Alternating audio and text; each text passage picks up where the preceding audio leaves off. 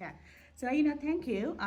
It's an unexpected time, but I was talking to my mom in a regular basis. So, I just want to start acknowledging our country and acknowledging my creator. That's what I always do because wherever the space I get, it's the, it's a gratitude to my creator because as a mother of three, it's only because of him I'm still living because I was going through too much hurdle. So I have two mom stories that connected me when I think about mothers because in 2016 May, around this time, I was diagnosed with cerebral aneurysm, and then they wanted me to do the emergency surgery. So that. Sorry, can you explain what that is? So cerebral aneurysm is a I can't really say it's a disease. It's a byproduct of high blood pressure. When you internalize your stress, your pressure will go high, and if you are not going through GP and checking that, it may not give you any symptoms other than bit of like a headache. And I know that you may know better than in medical terms, and that will pop up your nerves or like the blood cell, the vein as a balloon. So it will grow. We don't know about it. If it is 7.5, it will pop. That means you will get a stroke or internal bleeding. 99% people used to die because they don't recognize or diagnose this beforehand.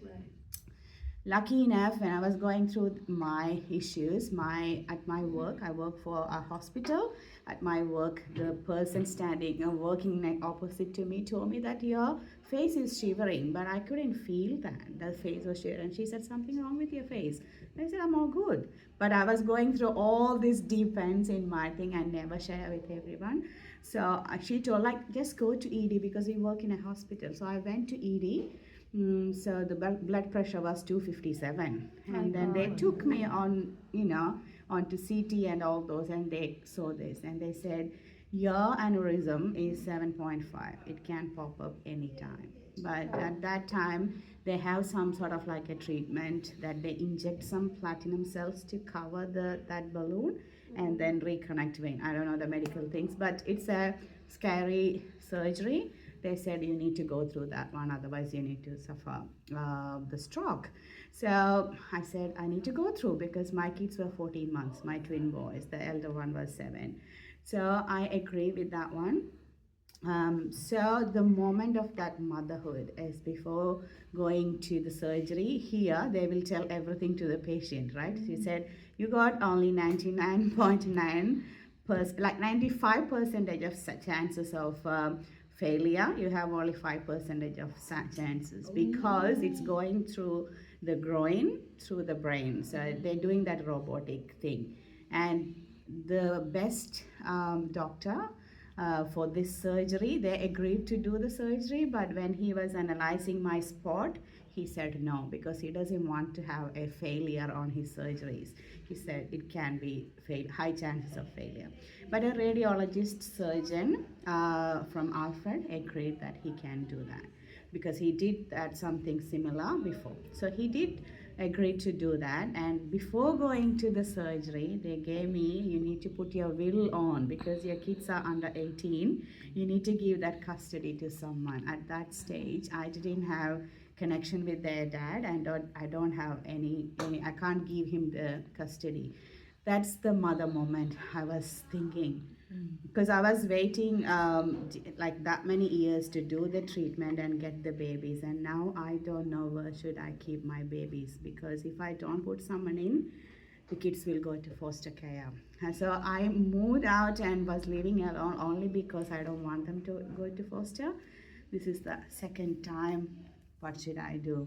So I have only one family who knows my story and helping, and I asked, can I put you as my guardian for my kids?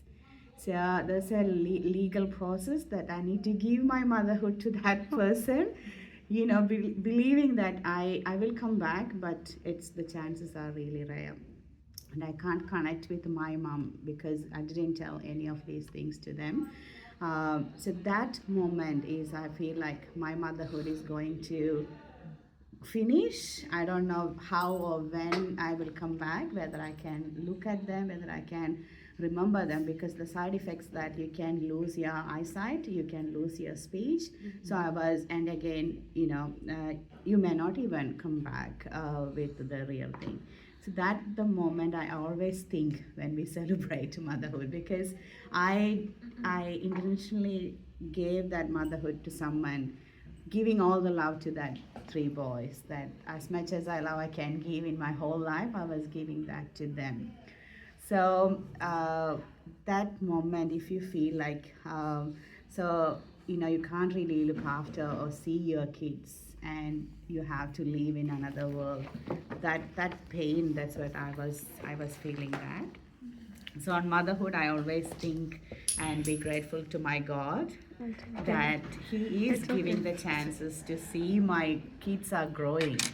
Kids are becoming 18 now, my elder one. My twins are 11. So that small moments that I can really celebrate and be grateful to God. So when we celebrate all these, everyone got a powerful and close to heart story. But if you can't really go with your kids, there's no meaning of motherhood.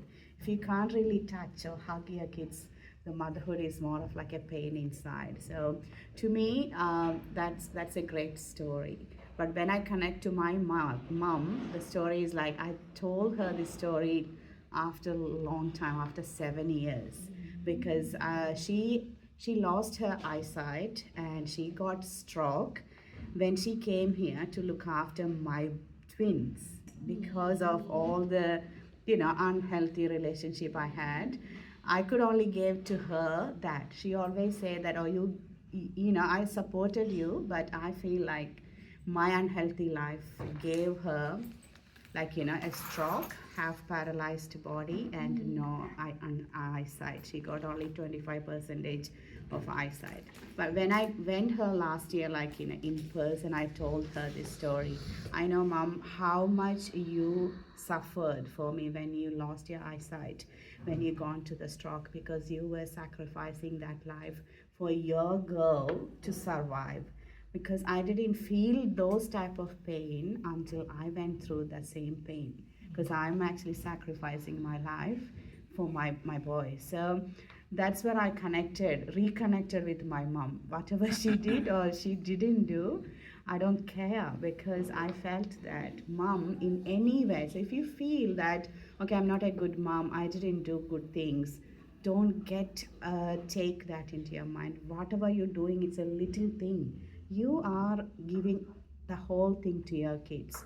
I know that your partners, your friends, everything is there, but grabbing that into your body and blood and into your womb and giving that love through breastfeeding, through the nappy changing, you sacrificing the whole life.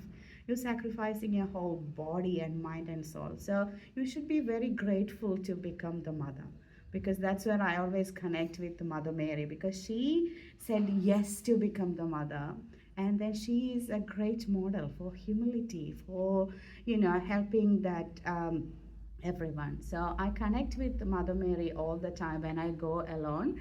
If you are from other denomination, you can clearly connect with some women in your area that selfless love giving to their kids. So I take this opportunity to wish that it's a call, it's a holy and a pure call to become a mother. And then we are all mothers who are here. If not, that's a call, that's a vocation. So if we are doing with our love, that's where we become the great people. So I wish everyone that great Mother's Day. Take your small tips that you have done in your life, as it's a great thing that you connect with your core.